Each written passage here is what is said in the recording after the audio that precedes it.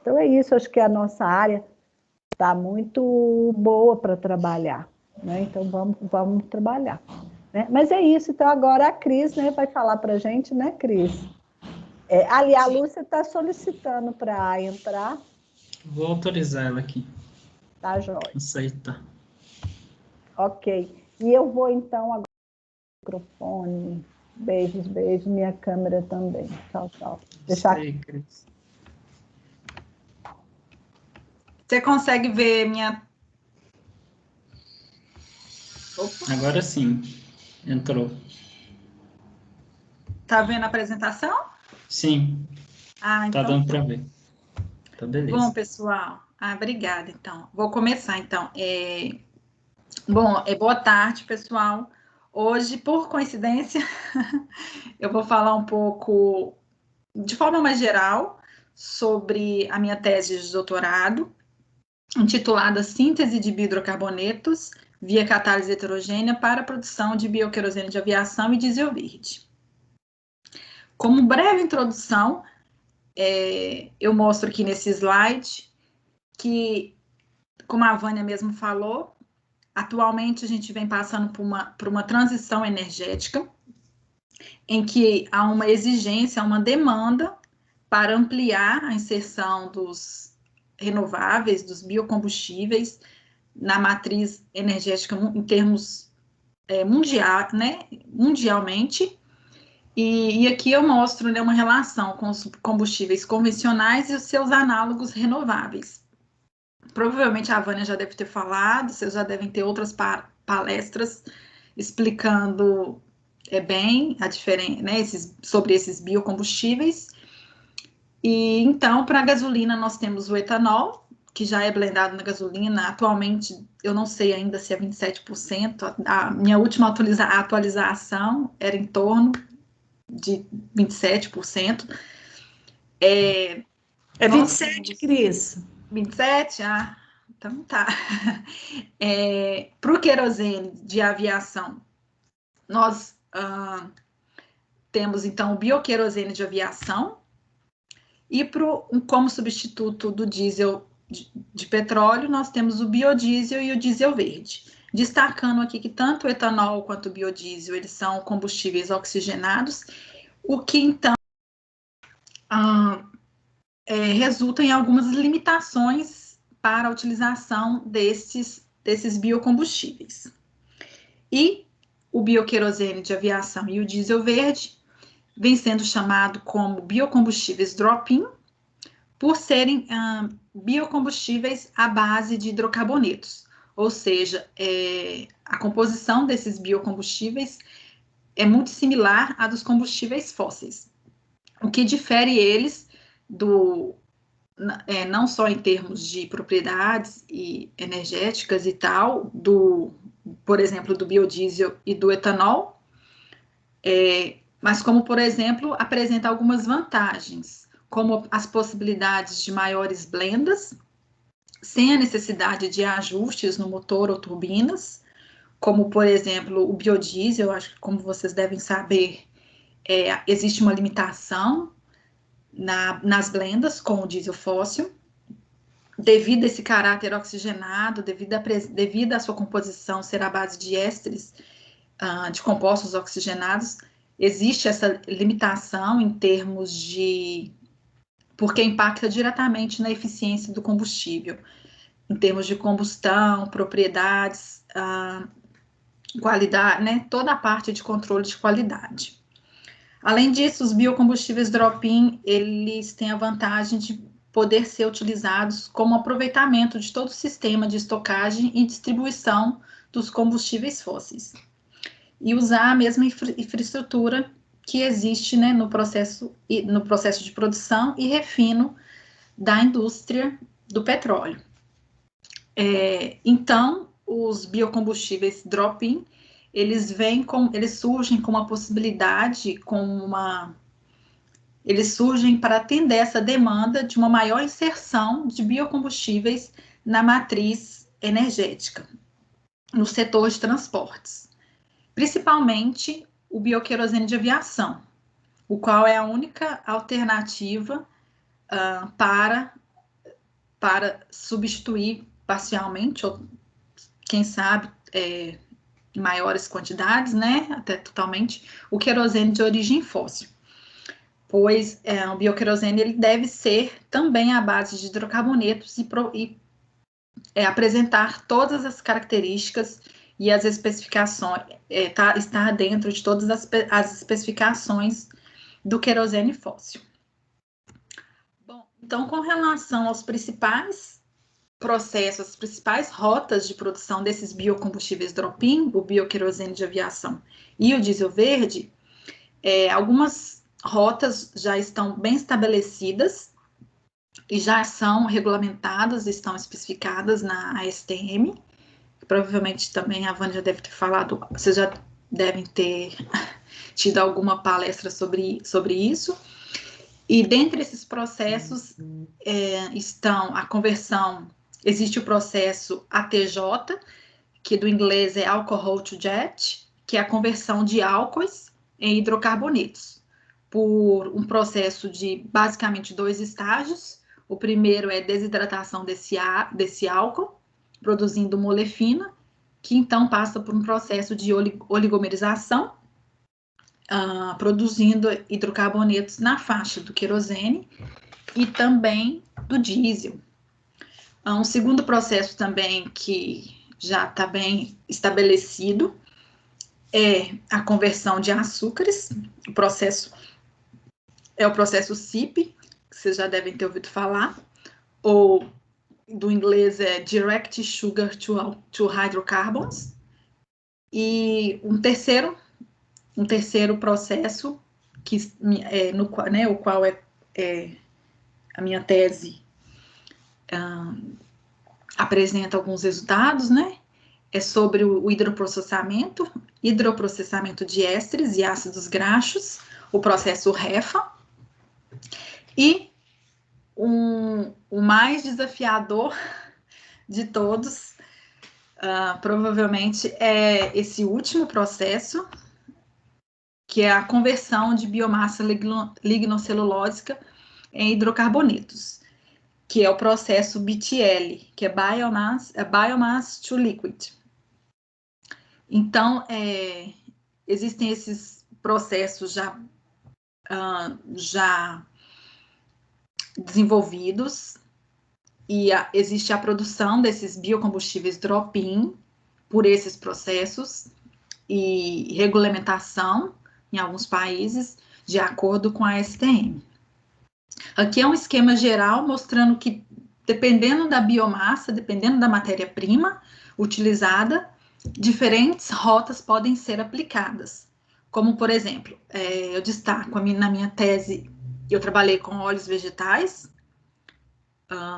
fontes de lipídios em geral podem ser aplicadas, como óleos vegetais, óleos residuais, gordura animal, diferentes fontes de lipídios e triglicerídeos.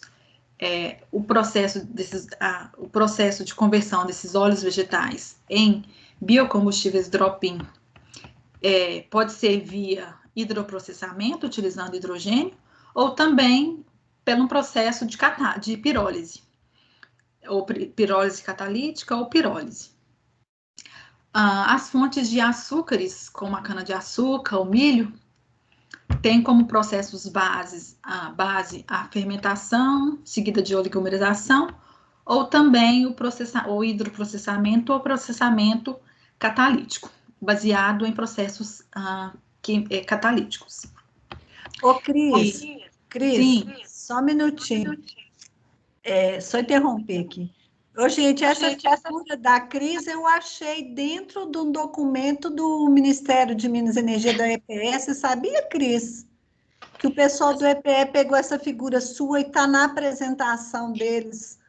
Eu estava estudando para a apresentação ontem, aí eu vi e falei assim, lá fala escaldaferre, a fonte escaldaferre, no documento que está nas diretrizes do governo federal.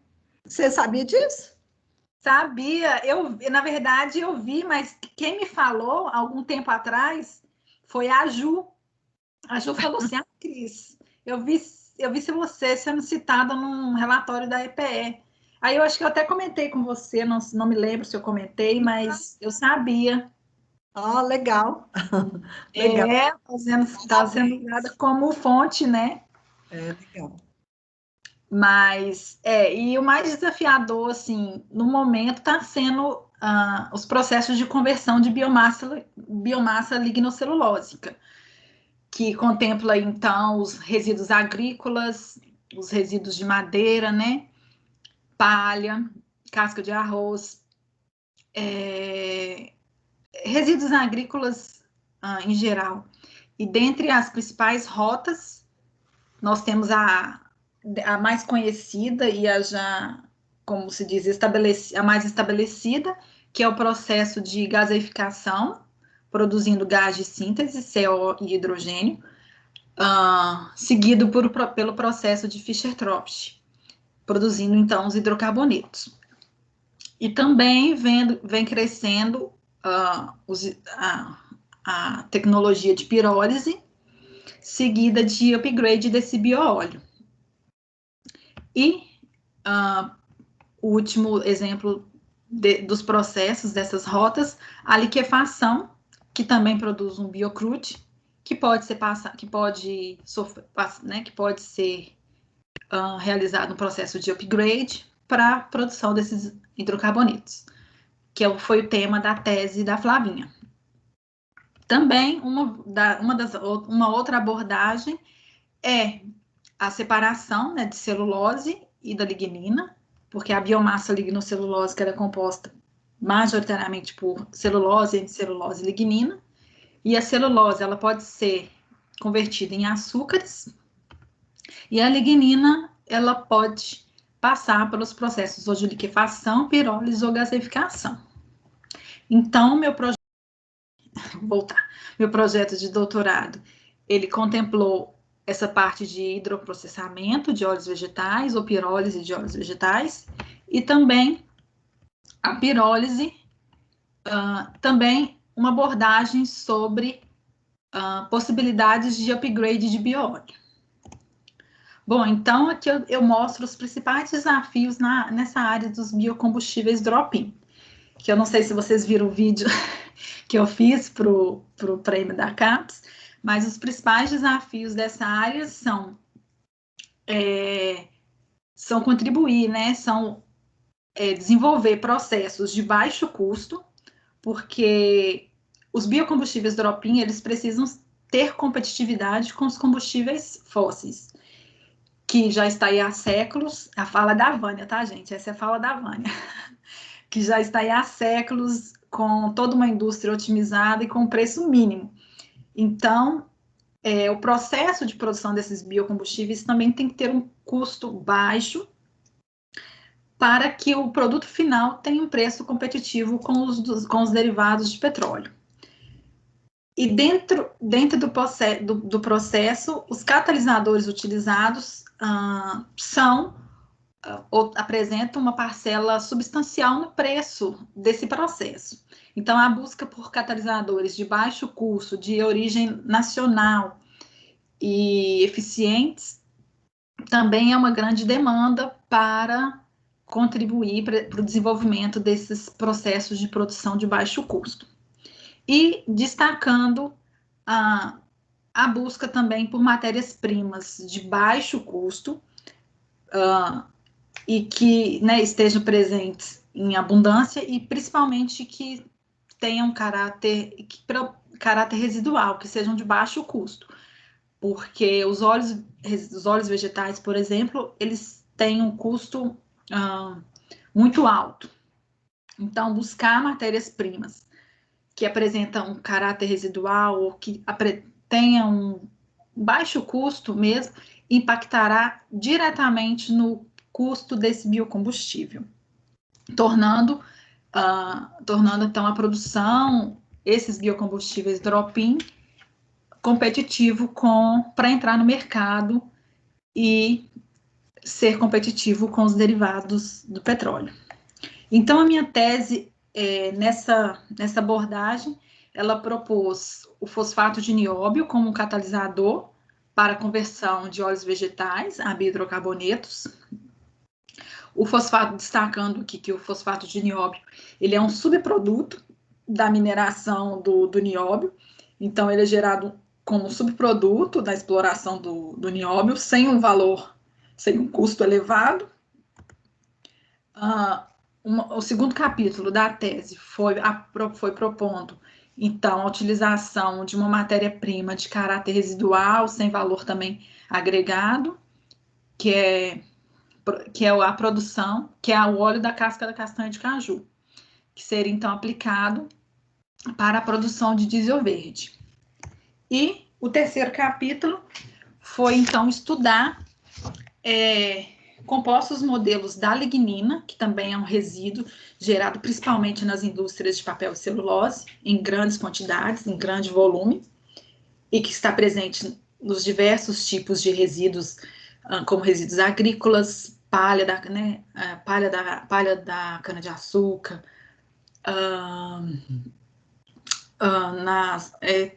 todo tipo de resíduo agrícola.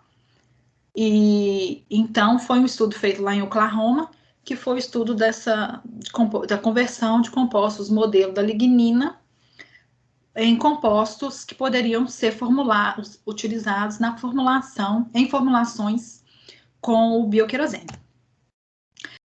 Eu mostro rapidamente, então, o tema da minha tese, que foi síntese de biohidrocarbonetos para formulações como bioQAV e diesel verde, em que o primeiro capítulo ele apresenta, então, fosfato de nióbio como catalisador para o processo REFA ou para a pirólise. O capítulo 2, ele apresenta, então, a produção de diesel verde a partir de uma matéria-prima de caráter residual, que é o LCC, o líquido da castanha de caju. E o último capítulo trata, então, da conversão do modelo composto da lignina, que poderia ser aplicado, então, no upgrade do bioóleo.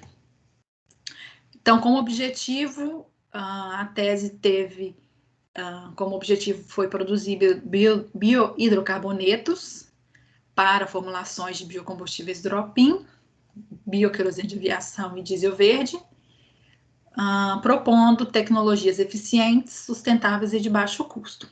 Então, foi aplicado o catalisador fosfato de nióbio no processo REFA, o processo de upgrade do LCC, que é o líquido da castanha de caju, e o estudo do meu doutorado sanduíche, que foi estudar um composto modelo da lignina. Bom, então, eu vou apresentar agora alguns resultados do primeiro capítulo do catalisador fosfato de nióbio. E aqui eu mostro o objetivo desse capítulo, que basicamente foi avaliar a atividade desse catalisador no processo REFA, propondo, então, né, a sua utilização no processo de pirólise, que seria em atmosfera de nitrogênio, e no processo que seria em atmosfera de hidrogênio. Aqui, rapidamente mostrando como seriam como os experimentos, né, foram realizados. Aqui eu trabalhei com óleo de soja, porque é um óleo como se fosse um composto modelo, é um óleo que pode, na verdade, assim, é um óleo base, né, que a partir desses resultados podem ser aplicados para outros óleos, como o óleo da macaúba, óleo residual, gordura animal, dentre outros. Então, foram avaliados diferentes catalisadores, os catalisadores mais convencionais, comparando esses catalisadores, que são as eólitas, o paládio, suportado em carvão ativado, com esse catalisador, com esse material novo, que é o fosfato, que é um material à base de nióbio. Então, as reações foram realizadas no reator par, de batelada, e os produtos eram analisados basicamente por GCMS infravermelho. E aqui eu mostro na tabela 1 dos resultados obtidos, comparando o catalisador fosfato de nióbio, deixa eu ver se tem isso, comparando o catalisador fosfato de nióbio com os catalisadores convencionais, mostrando a distribuição dos compostos obtidos nas reações com esses diferentes catalisadores. Então, comparando, só antes de mostrar os resultados, é importante a gente avaliar a composição do produto formado de acordo com as classes de compostos de hidrocarbonetos, né, como, por exemplo, alcanos, compostos ramificados, que vai conferir, então, boas propriedades a frio para o combustível, assim como os compostos cíclicos, né? É importante também avaliar a sua composição em termos de olefinas, que em grandes quantidades podem causar problemas de polimerização, estabilidade oxidativa, estabilidade, né, do combustível, bem como os compostos aromáticos. E uma das avaliações mais importantes é que esse biocombustível não contenha compostos oxigenados, o que faz ele se tornar um biocombustível drop. Então, os resultados, nessa tabela 1.1, eu mostro que tanto as eólitas ZSM5 quanto o paládio foram bons catalisadores para a produção de um produto que contém elevado teor de compostos aromáticos. O elevado teor, ter compostos aromáticos nos biocombustíveis drop-in, por um lado, é bom porque eles ajudam na vedação, no sistema polimérico dos combustíveis, aumenta, né? Ele resulta num produto com algumas características e propriedades importantes, mas em grandes quantidades ele resulta na combustão incompleta do combustível e resultando então em alguns pontos negativos. Então, esses dois catalisadores, eles resultaram num produto com elevado teor de aromáticos, que não é tão interessante. Os catalisadores, a zeólita, beta, e o catalisador usado no processo de craqueamento catalítico, FCC, foram os catalisadores menos eficientes, resultando, então, num baixo grau de desoxigenação, ou seja, os produtos dessas reações apresentaram elevados teores de compostos oxigenados, que também não é interessante, e destaco aqui a performance do catalisador fosfato de nióbio, que apresentou, então, um excelente resultado em termos de conversão, obtendo-se 86% de hidrocarbonetos em sua composição. Não foi observado uma desoxigenação total, mas é um processo que pode ser otimizado, destacando que é um catalisador bastante eficiente para a produção de compostos ramificados, o que é bastante relevante, principalmente quando a gente fala da produção do bioquerosene, que exige que esse biocombustível tenha boas propriedades a frio, o que vai ser alcançado pela presença de compostos ramificados, cíclicos e aromáticos. Então, eu mostro aqui que ele produziu, que a partir desse catalisador foi produzido 36% de compostos de hidrocarbonetos lineares, quase 20% de ramificados e 25% de aromáticos. Então, ele foi um catalisador diferenciado, bastante promissor para continuar os estudos. Em termos de produção, em termos de rendimento em biocombustíveis, o catalisador paládio em carvão ativado resultou na maior produção de bioquerosene em verde, e o catalisador fosfato de nióbio também apresentou um elevado, proporcionou a produção de bioquerosene de aviação também em verde em consideráveis quantidades, assim como o diesel verde, em menor proporção.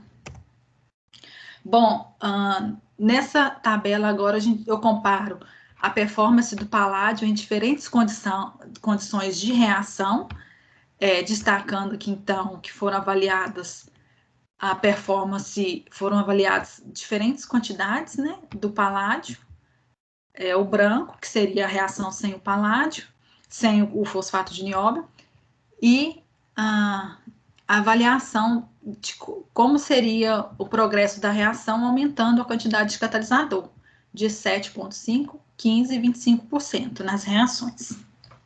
Bem como avaliando diferentes temperaturas, 350 e 300, e o tempo de reação. Bom, a figura 1.2, ela apresenta os resultados dessas diferentes quantidades de catalisadores empregadas na reação, bem como a avaliação dos parâmetros temperatura e tempo, mostrando que quanto maior a quantidade de catalisador utilizado, maior é a conversão. Quanto maior o tempo de reação, também maior a conversão, assim como quanto maior a temperatura, maiores rendimentos em hidrocarbonetos são alcançados.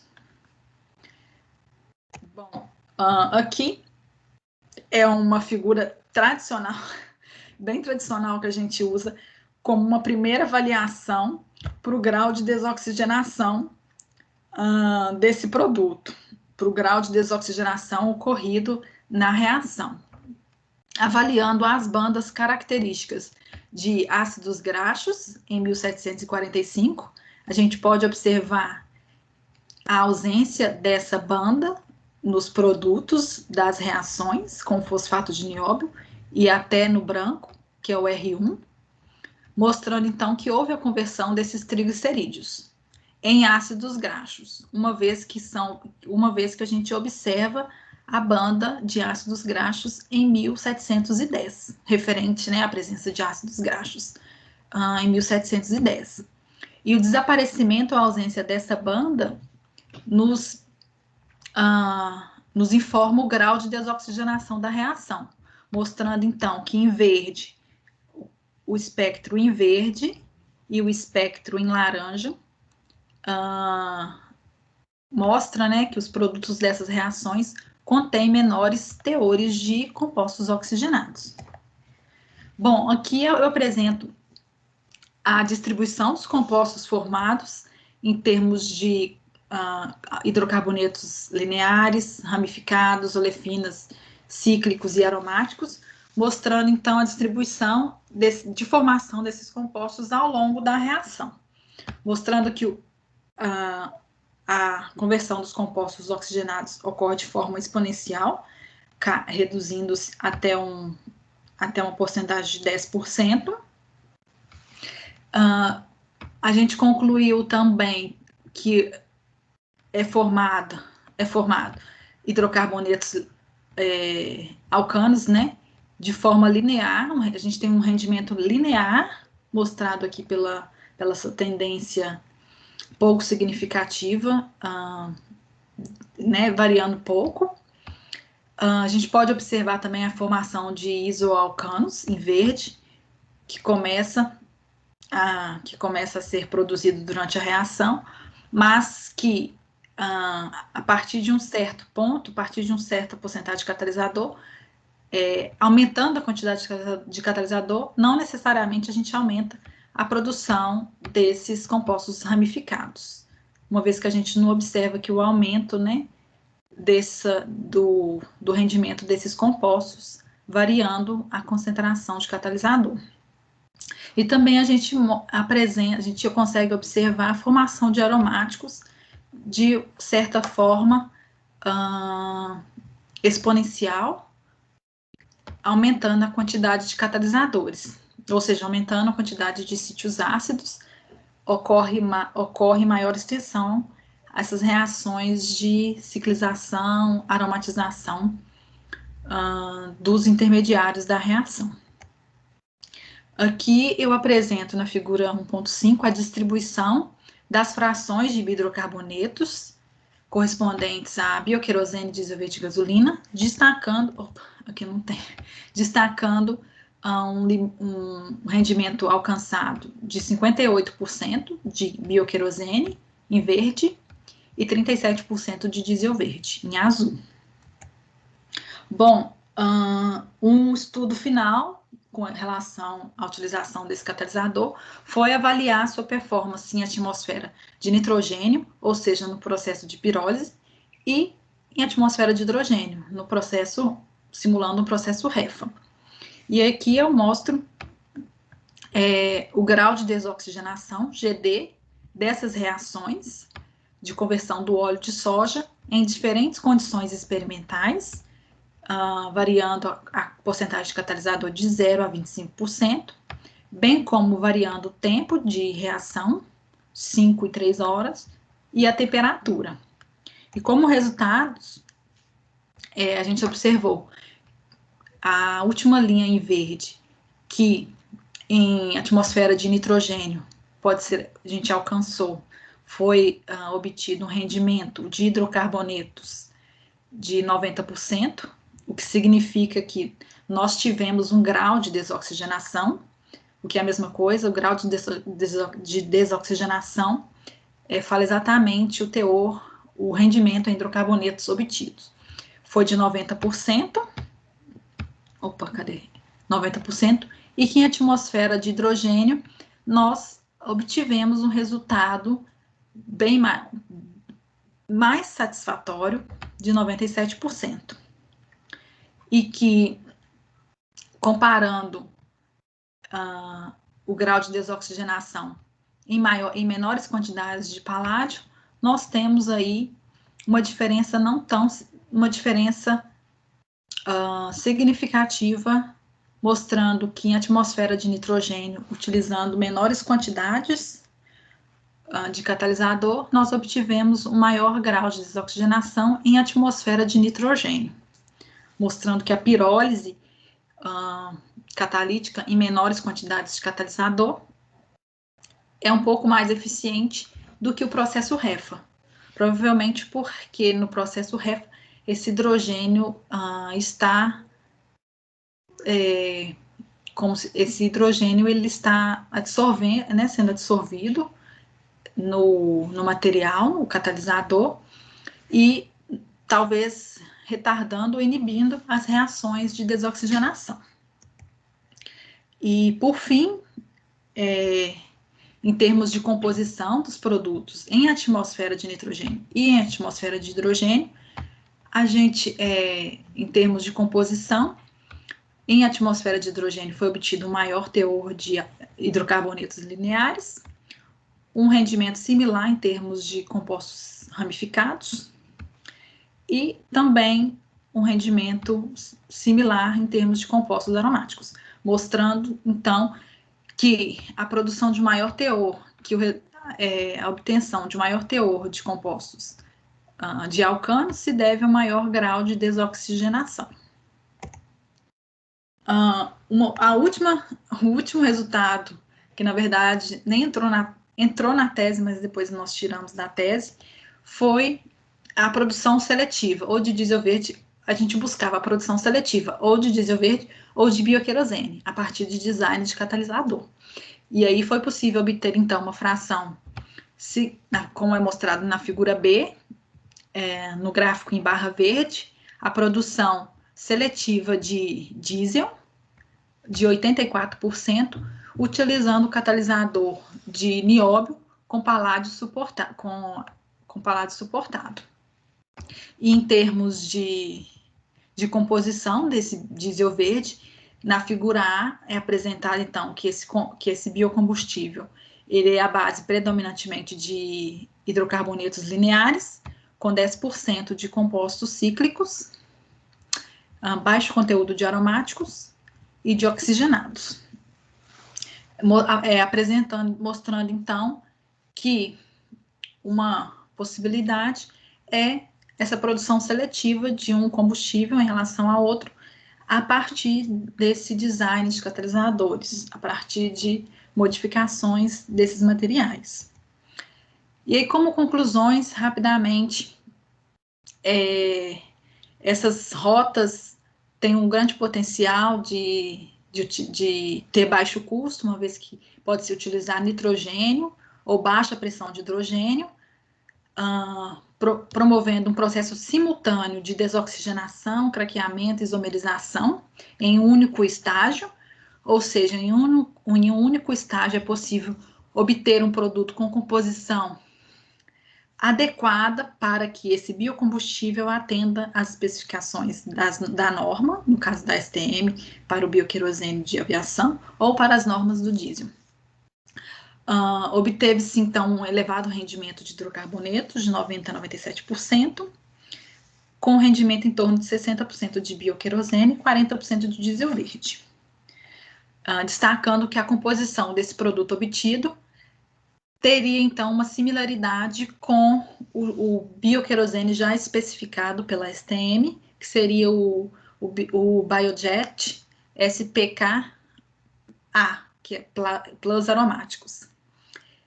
E, por fim, que a produção seletiva de um combustível drop-in pode ser alcançada a partir de metais, né, a partir de catalisadores à base de metais suportados no fosfato de nióbio. O segundo capítulo da tese foi a produção de diesel verde a partir do upgrade do óleo da castanha de caju, o qual apresenta os constituintes mostrados nessa figura, principalmente ácido anacárdico e cardanol, ou seja, foi estudada a conversão desses compostos em hidrocarbonetos, ou seja, a reação de upgrade baseou-se na desoxigenação desses compostos fenólicos. Nesse estudo foi avaliado a conversão do LCC utilizando um catalisador convencional agora, já que a matéria-prima era uma matéria-prima nova, e o catalisador escolhido foi o paládio, suportado em carvão ativado. Foram avaliadas diferentes temperaturas e parâmetros de reação. E na tabela 2.1 eu mostro, então, uma série de experimentos, destacando que foi avaliado diferentes temperaturas, 180, 250 graus e 300, diferentes tempos de reação, 5 e 10 horas, bem como as diferentes pressões de hidrogênio, como 10 bar, 20, 30 e 40 bar. Com relação aos resultados obtidos, na figura 2.1 eu apresento a distribuição dos produtos em função da temperatura, mostrando que em baixas temperaturas, em torno de 180 a 200 graus, há uma baixa conversão dessa matéria-prima, e que nós temos, então, uma conversão significativa a partir de 250 graus Celsius, observando que a 250 graus Celsius há uma maior hidrogenação da matéria desses compostos fenólicos, mostrando aqui na curva em azul escuro um elevado rendimento em cicloalcanos, ou seja, produtos de hidrogenação, com menor grau de desoxigenação e o menor grau de craqueamento, uma vez que nós observamos aqui a presença de 15% de compostos oxigenados, cicloalcanos oxigenados, e baixo rendimento em alcanos, que seria produtos de craqueamento. A 350 graus Celsius, a gente observa um rendimento menor em compostos hidrogenados, ou seja, um menor rendimento em cicloalcanos, porém um rendimento maior quando comparado à reação em uma temperatura menor, um rendimento maior de compostos desoxigenados, como alcanos, aromáticos e com certo rendimento em compostos aromáticos, fenólicos, né, e aromáticos. Aí aqui eu apresento os valores, mas de forma geral o gráfico apresenta a tendência mostrando que a 250 graus a produção maior é de cicloalcanos, seguida de cicloalcanos oxigenados, e a 300 nós temos a produção observa um rendimento maior de produtos de craqueamento, que são os alcanos. Bom, e nesse processo de upgrade foi estudado, então, como ocorrem essas reações de desoxigenação, que podem ocorrer dependendo do catalisador, na verdade, dependendo do sítio catalítico, do sítio metálico, né? Pode ocorrer de duas formas. Ou partindo-se do composto fenólico, que é o composto presente na matéria-prima, né? Pode ocorrer pela desoxigenação direta, seguida de uma hidrogenação. Esse mecanismo, essa rota de desoxigenação, ela ocorre mais para catalisadores, digamos, mais oxofílicos, ou seja, que tem uma maior afinidade pelo oxigênio, como, por exemplo, o rutênio. O rutênio, o ferro, são catalisadores que promovem essa desoxigenação direta, formando diretamente um produto, um composto aromático. E um outro processo de desoxigenação é um processo que se dá inicialmente pela hidrogenação do sistema aromático, formando, então, intermediários desse processo de hidrogenação, formando uma ciclohexanona, uma cetona, que é hidrogenado, formando o álcool, e que por hidrogenólise leva à formação do alcano. E esse mecanismo ele é mais observado, de acordo com esses resultados, de acordo com a literatura, para metais menos oxofílicos, como o paládio, platina, o níquel, o cobalto. E aí, os resultados evidenciaram exatamente essa tendência, que o paládio aí vou mostrar mais adiante, que o paládio leva à formação de hidrocarbonetos desoxigenados, né, de hidrocarbonetos, desses cicloalcanos, pelo mecanismo de subsequentes reações de hidrogenação. Com relação à distribuição dos produtos em função da pressão, pode-se observar que, com o aumento da pressão, ocorre um aumento exponencial do grau de hidrogenação, obtendo, então, um elevado teor de compostos de cicloalcanos, na verdade, um grau de hidrogenação e desoxigenação. Mas também com a diminuição do grau de craqueamento observada pelo rendimento em alcanos, em azul claro. E aqui a gente mostra a distribuição desses produtos em função da temperatura, mas avaliando os cromatogramas. Esse último pico circulado, ele se refere ao constituinte da matéria-prima, que seria o LCC, seria referente ao LCC. Então, em baixas pressões, há uma baixa conversão desse componente, mas a gente pode observar que ocorre o craqueamento de forma significativa, com formação, aqui eu mostro, né, essa primeira estrutura do composto fenólico seria o LCC, a matéria-prima. Esse penúltimo pico, né, circulado, seria o intermediário oxigenado formado a partir da hidrogenação desse composto fenólico.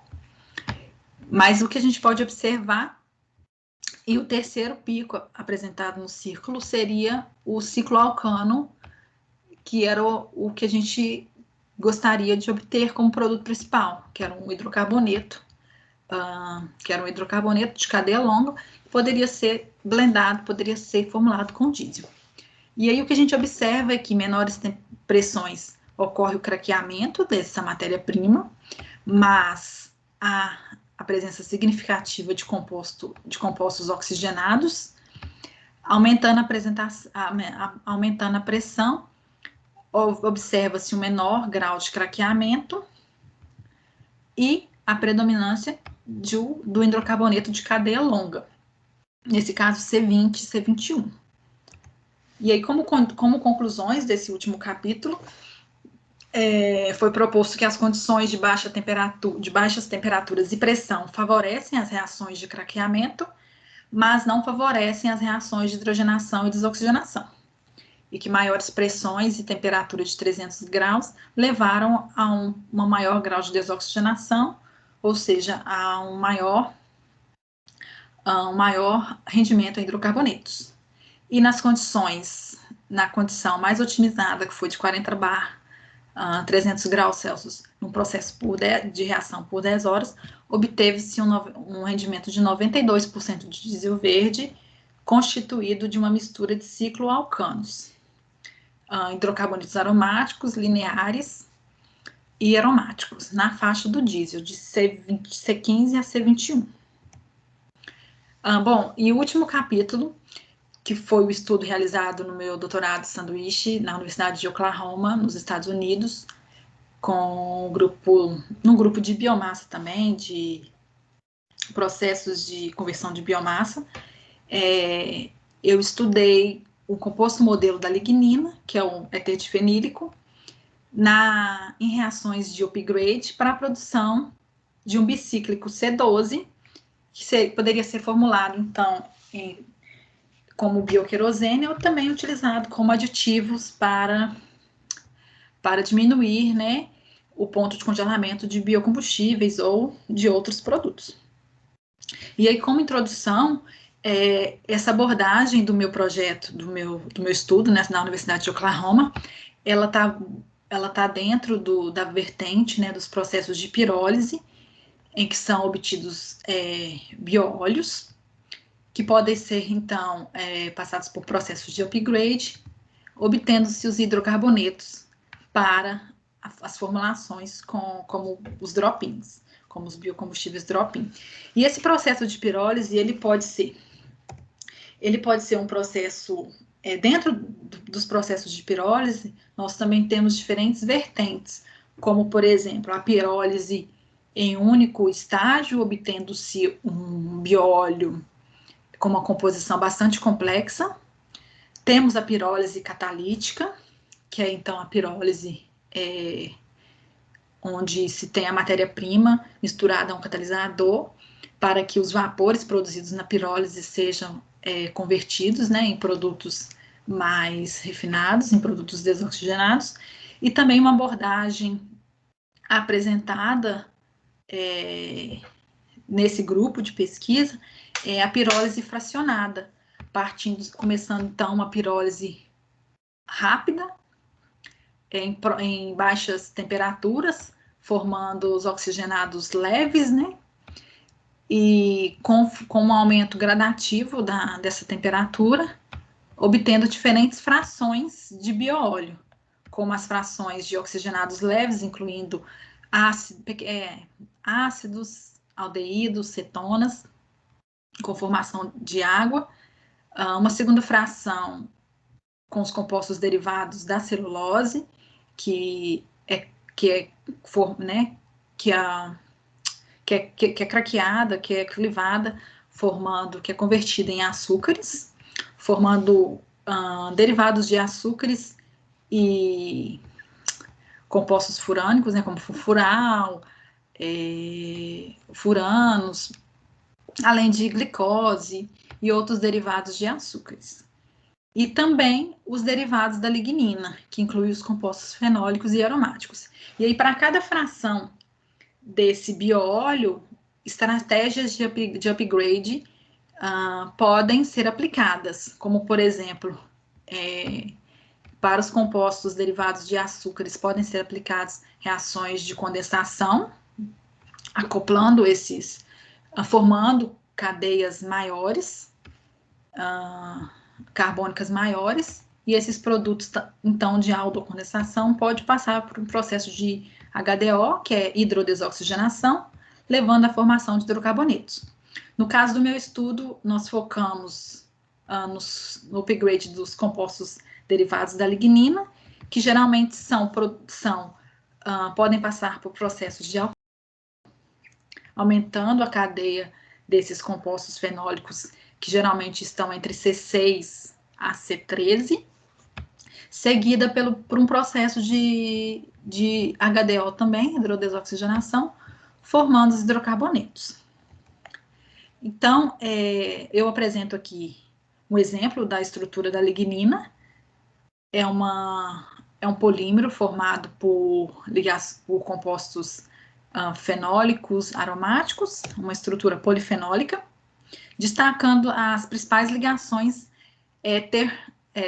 né, desses grupamentos, desses subgrupamentos presentes na lignina, destacando as ligações oxigênio, carbono, ligações éter.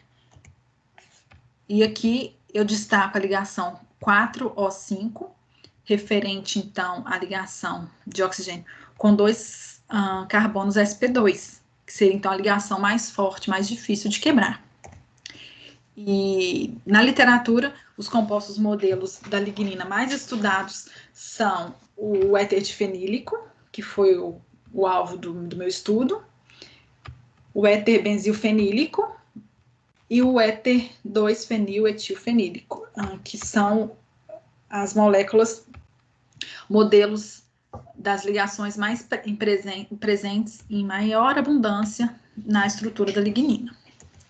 Então, basicamente, eu estudei a conversão desse composto éter difenílico, usando uma zeólita com metal, com paládio, em diferentes condições de reação, também no reator embatelado, tentando produzir o composto bicíclico, apresentado aqui, aquele composto C12 apresentado na introdução do capítulo 3. Aqui eu apresento ele.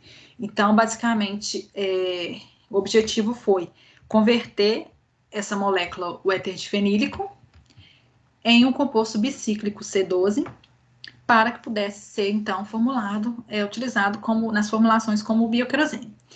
E o estudo foi entender quais seriam as reações envolvidas nessa etapa de conversão. Como ocorria, né, a formação desse bicíclico. E aí nós fomos estudando etapa por etapa, a etapa 1, a etapa provando, né, a etapa 1, a etapa 2, a etapa 3, a etapa 4, a partir de diferentes experimentos. Por exemplo,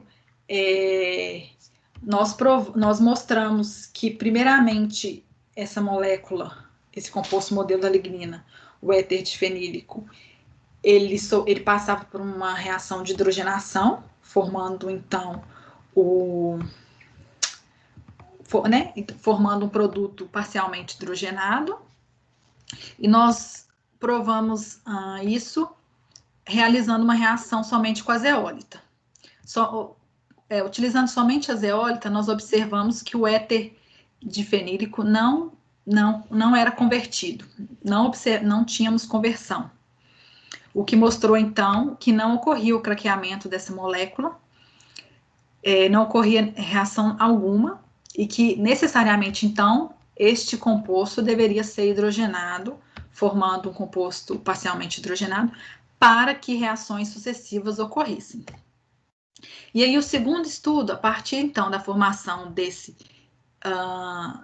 éter difenílico aqui parcialmente hidrogenado, o segundo estudo foi avaliar, ok, esse composto está sendo clivado na ligação sp2, formando o benzeno e a ciclohexanona, ou ele está sendo clivado na ligação oxigênio carbono sp3, formando o fenol e o ciclohexeno. E nós observamos que estava ocorrendo essa reação de formação do fenol com ciclohexeno, realizando o seguinte experimento. Nós pegamos esse composto e reagimos com o sítio ácido, porque é o sítio ácido que vai conseguir clivar, craquear uma dessas ligações, oxigênio, carbono, sp2, oxigênio, carbono, sp3. E aí, os resultados aqui mostrados no círculo verde, nós observamos uma maior seletividade, né, ao realizar essa reação com esse ciclohexilfenílico aqui, ciclohexilfenílico, com a zeólita, nós observamos uma maior seletividade para o ciclohexeno e para o fenol, evidenciando, então, que essa seria a rota predominante no nosso estudo. E aí, então, formado o ciclohexeno e o fenol, um terceiro estudo foi feito, que foi investigar qual dos dois mecanismos aqui ocorria em maior extensão. A alquilação, que então a reação entre o fenol e o ciclohexeno, formando esse composto aqui, circulado aqui pelo mouse, ou seria a rota de condensação, de 2 ciclohexanonas, formando esse composto que eu circulo aqui no mouse. Porque a produção desse C12, desse bicíclico, desse hidrocarboneto C12, poderia vir tanto da aldocondensação da acetona, quanto da alquilação. Porque tanto esse composto da alquilação, ele seria hidrogenado, formando a ciclohexanona, e seria hidrogenado novamente, formando o bicíclico, quanto o produto de condensação também seria hidrogenado, formando o bicíclico.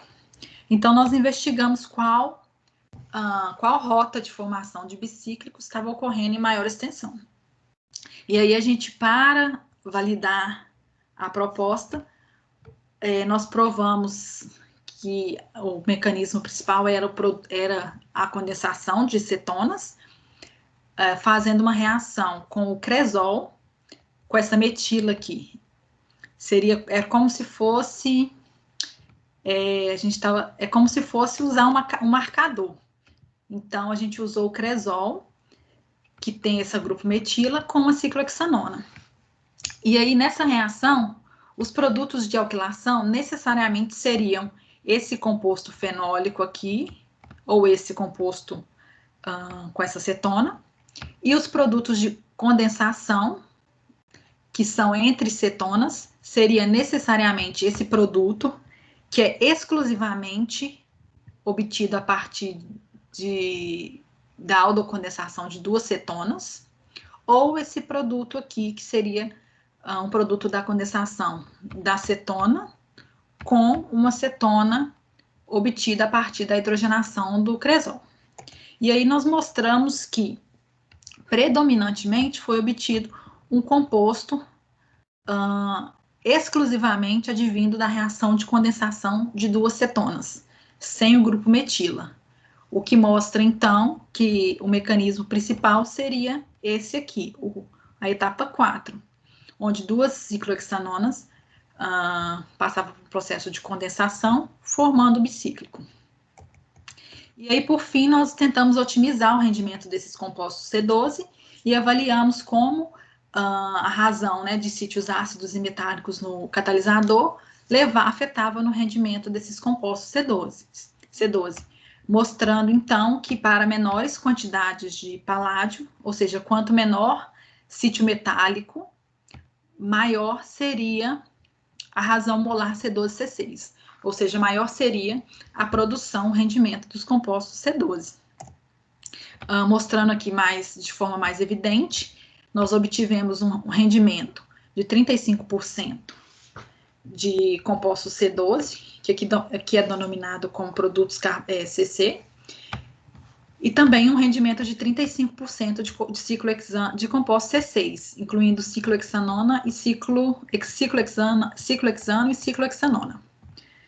E que, conforme a gente aumentava o teor de paládio no catalisador, esse rendimento diminuía gradativamente, de 35 para 30 para 25, aumentando, consequentemente, o teor de C6, de compostos C6.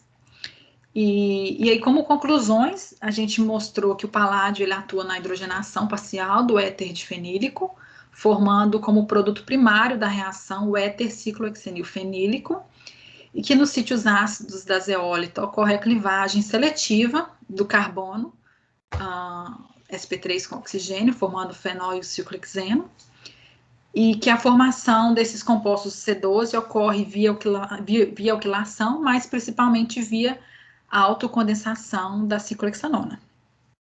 E que o equilíbrio entre a atividade de hidrogenação do metal com a função ácida da zeólita possibilita maximizar o rendimento em compostos C12. E como conclusões finais,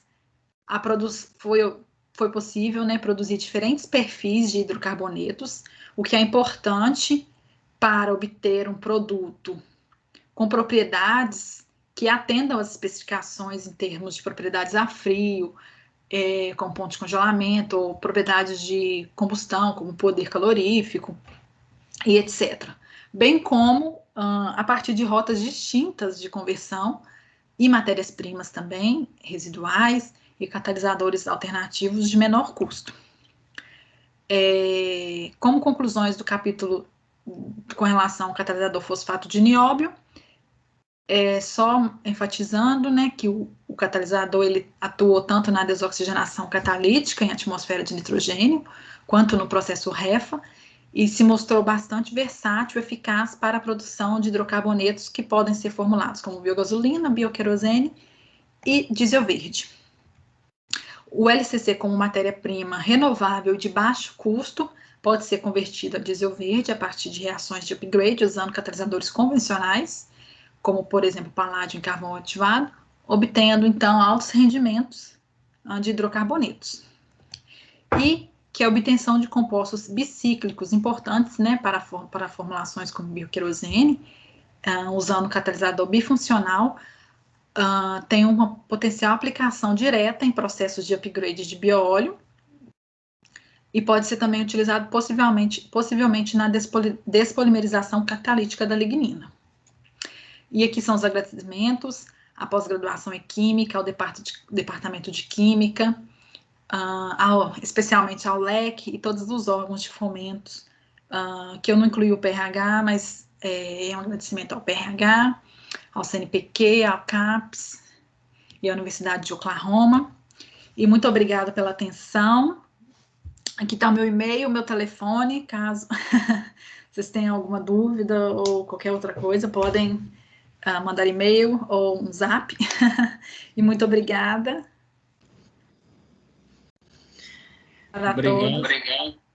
Obrigado, Cris. Excelente apresentação. Parabéns pelo trabalho. Mais uma vez, né? Toda essa premiação que teve, né? Tanto a menção honrosa como o prêmio de hoje, só vieram trazer, né, o reconhecimento pelo trabalho que você fez, né? E está nítido pelas publicações que você fez, né, pela contribuição que você deu, né, do seu trabalho nessa área que está aí agora, né, em alta, né, todo mundo discutindo bioenergia, né, tecnologias de baixo carbono. Então, você deu uma contribuição grande, né, para tanto, né, no leque, para a sociedade acadêmica, e fica aí, né, para os alunos que estão entrando, que estão chegando agora, a possibilidade de aprender, né, um pouco sobre o seu trabalho. A professora Vânia, ela precisou sair para uma reunião do projeto do Rio Doce e pediu até para eu avisá-la quando terminasse. Deixa eu só dar uma ligada aqui para ela. Tá certo. Que ela falou que acho que voltaria aqui. Vou ver o que ela...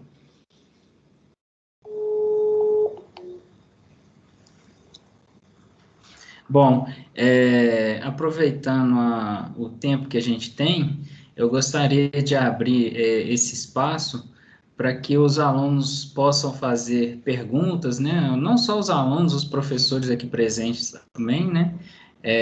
Para fazer perguntas ao seu trabalho. Eu imagino que tem aí, né, bastante coisa para perguntar, né? Os meninos são muito curiosos. E é isso aí, gente. Vamos fazer as perguntas, né? Vocês estão cheios de dúvidas. A gente entende, né, Soneca? Porque quando nós estávamos também nessa fase... Desse lado, né?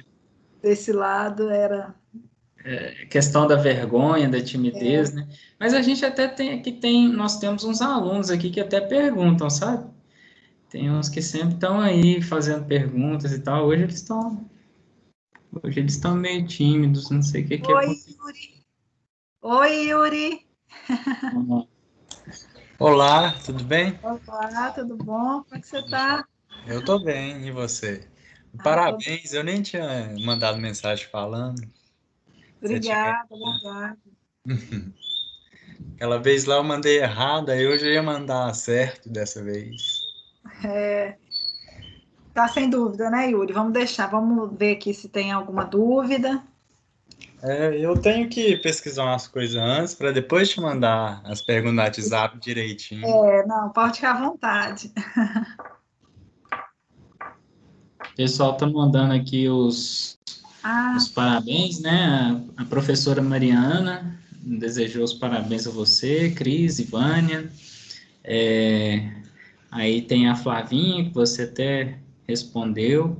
Tem a Júlia Souto, que é a nossa aluna da graduação, né? Da iniciação científica do PRH. Tem a Luciana também, que é aluna também do PRH, né? Da graduação. O Daniel Mendes mandou uma mensagem aí, Cris. Parabéns, Cris. Realmente, como disse o Henrique, foi bem extenso o trabalho e com muita qualidade. O prêmio veio como consequência, sucesso. A professora Lúcia também desejou os parabéns. Parabéns, Cristiane, pelo trabalho e pelo prêmio. Obrigada, gente. Acho que as dúvidas são muitas e por isso os alunos nem sabem por onde começar. Eu acho que... Tá tranquilo. Prazer, meninos e meninas. Vocês têm meu contato com o Henrique. Eu já ia falar, só me vem Soneca. Com o Henrique. O pessoal te chama de Soneca ou não? Soneca? Não, até que não, só o pessoal das antigas, o pessoal novo só me chama de Henrique mesmo, mas não tem problema não. Já estão sabendo meu apelido aí. Então tá. Vocês têm o contato do Soneca ou da Nath, e vocês podem me perguntar, podem pedir alguma, sei lá, alguma sugestão. Atualmente eu estou morando na Inglaterra e assim, né, o PRH é um programa bastante interessante para uma especialização mesmo, né, na verdade, uma especialização complementar dentro da química, o que é bom, né, ampliar os conhecimentos. E caso, assim, e no que eu puder ajudar, com dicas de intercâmbio, se vocês tiverem interesse de fazer um estágio por aqui, alguma coisa do tipo, podem me chamar, podem perguntar. Estarei aberta para ajudar e trocar figurinhas, né, Soneca? E colaborar como eu puder com essa equipe que estará sempre no meu coração, o Leque, todo o pessoal aí. E é isso, muito obrigada. Desculpa se foi uma apresentação muito longa. Eu acabei que eu ia falar com a Nath, eu vou ser super rápida, mas fica difícil de não explicar as coisas, né? Assim, eu só jogar uma tabela. Mas... Foi excelente sua apresentação, tá ótima. Mas desculpa aí, né, por delongar tanto. E fica aí, muito obrigada a todos. E estou disponível, só mandar uma mensagem. Tá. Ô, Cris, só aproveitando aqui, a Vânia disse que depois fala com você. Ela pediu desculpas Que é isso, eu entendo. E agradeceu demais aí a sua apresentação, a sua presença hoje conosco, que foi de grande valia. O Carlos também mandou uma mensagem: parabéns, Cris, trabalho perfeito. É isso, acho que hoje os alunos ficaram um pouco tímidos, hoje não tivemos perguntas, mas amanhã tem prova. Ah, vocês têm prova? É um olho na palestra, o outro no caderno. Nossa, prova sábado! Sábado. Nossa! Eita! Pandemia mexendo com a vida acadêmica aí do pessoal. Amiga, tudo bem? Oi, Natinha, tudo bom, amiga? Eu ia até perguntar se o Carlos não ia fazer pergunta. Ele sempre O Carlos ele sempre faz perguntas interessantes aqui para os palestrantes. Mas aí senti a falta do Carlos hoje. Amiga, eu tô tomando açaí em sua homenagem, tá? Tudo bem, me aguarde. Março estarei aí. Em março? Março estarei aí, você vai ver. É bom que você conhece o Matias. Todos os dias. Oi? Vai ser um açaí todos os dias. Com certeza, na esquina da minha casa tem. Ah, pode deixar. Me senti convidada. Pode vir, tem que conhecer o Matias, ele vai nascer em fevereiro. Claro, com certeza, amiga. Vicente. Eu desliguei aqui porque o Vicente fica cantando e escutando música aqui. Então, gente, se ninguém deseja fazer perguntas, eu Oi, vou Henrique, se você não encerrar. se importar, só fazer uma pergunta para não passar batido, né, Cris? Parabéns, né? Agora falando pessoalmente, né? Deixa eu ver se eu consigo abrir a câmera aqui para você me ver. Tudo jóia, né?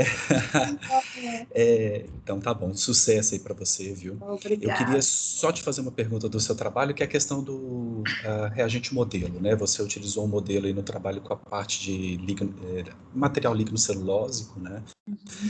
E aí eu queria saber se você também fez alguma avaliação cinética, né, com esse modelo, com essas reações que você fez. Essa seria a primeira pergunta.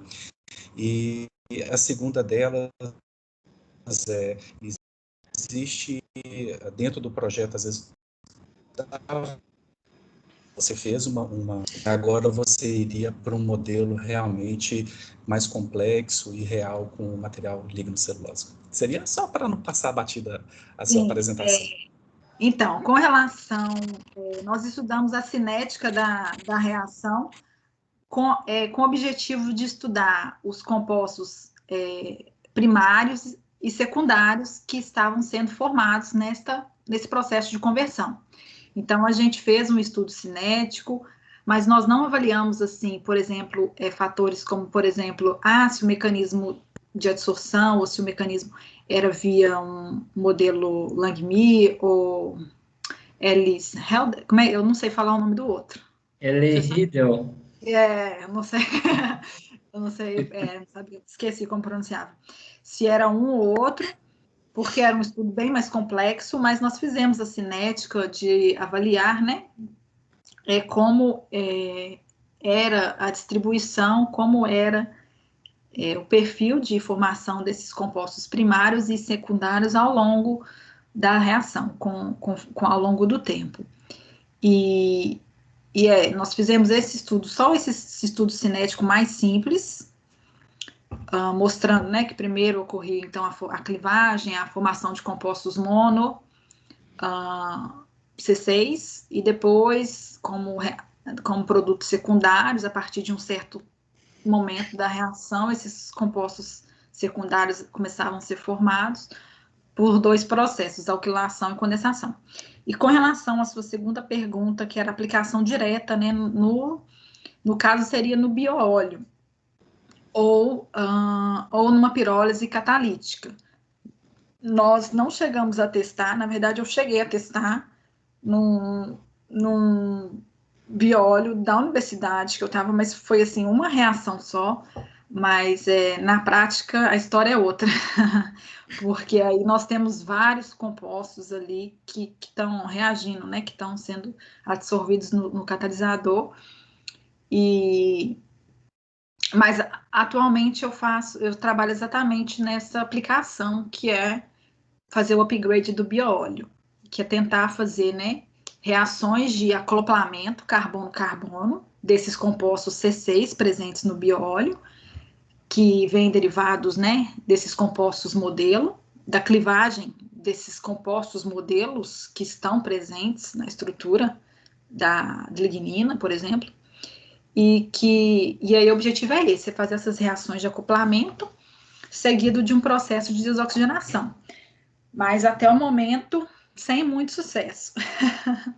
É bem desafiador, porque quando a gente trabalha com catalisador ácido, a gente tem o craqueamento, né, a formação de muito gás. E aí tem que usar cocatalisadores e também inibidores, né, de cocatalisadores, e eu esqueci o nome da outra palavra, Acho que gente. polimerização também é um processo, né? Promotores, isso. Promotores. Tem que usar os cocatalisadores, promotores, para inibir essas reações de craqueamento, polimerização, reduzindo a formação de gás E a formação também de sólido, de produtos de polimerização, de coque, né? Formação de coque. E Cris, sempre, claro, né, alvo de acompanhamento é a parte de desoxigenação, e eu queria saber aí na infraestrutura que você tem, se continua sendo, às vezes, um infravermelho, ou até mesmo um CGMS para você acompanhar essa desoxigenação, ou se você usa também alguma outra técnica analítica ali. Sim, então, o que eu tenho para analisar é o GCMS, o infravermelho e principalmente o CHN. Então, assim, assim que eu faço a reação, às vezes eu nem uso o infravermelho porque às vezes tem um espectro bem complexo. Então, eu faço o SHN, CHN, o CHN, que me dá, né, a composição de carbono, nitrogênio, hidrogênio, e por diferença eu tenho o grau de desoxigenação. E então a primeira técnica que eu uso depois da reação é o CHN. E aí eu faço paralelamente o GCMS e ainda não fiz o infravermelho, sabe? Só que a gente tem um GCMS muito antigo que dá uns resultados bem loucos, assim, então eu tô mais focada em fazer essas reações na análise elementar mesmo.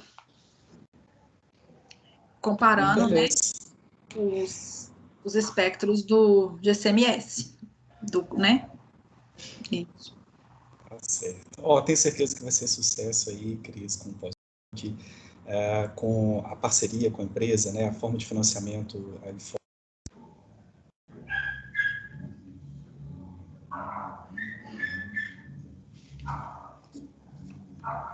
Ficou mudo aqui. Oi, tá me ouvindo, pessoal? Oi, eu não sei aonde vocês conseguiram me ouvir, mas realmente eu torço para que o Brasil adote também esse tipo de pesquisa, né, de financiamento de pesquisa, né, utilizando iniciativa privada e solucionando problemas, né. Então, com certeza, com a qualidade do seu trabalho, com a sua competência e, como disse Vânia, né, essa resiliência na cidade que você tem, certamente esse contrato seu vai se estender e é só sucesso. Meus parabéns, Cris, meus parabéns. É isso aí. Mais alguma pergunta? Algum comentário? Alguém gostaria de fazer? Oi, eu gostaria de fazer. Está me ouvindo?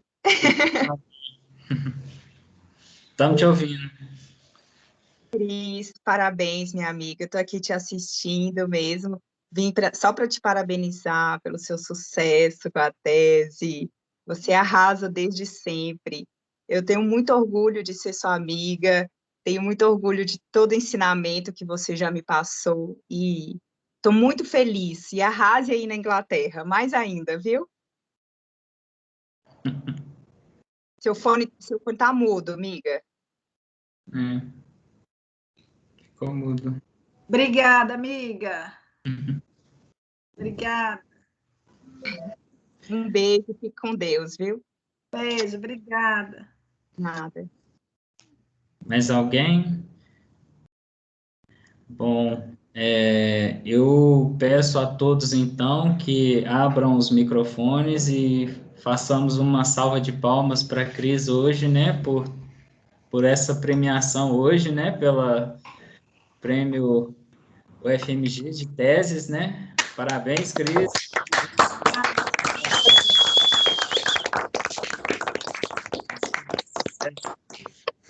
Obrigada, muito obrigada a todos, especialmente a esses amigos tão queridos que me ajudaram muito no desenvolver dessa tese, como uma análise do dia a dia, com uma conversa, como uma troca mesmo de conhecimento e ajuda na pesquisa como um todo. Muito, muito obrigada. Isso aí, Cris, sucesso. Boa sorte aí na sua pesquisa, no seu trabalho. Fé em Deus e pé na tábua.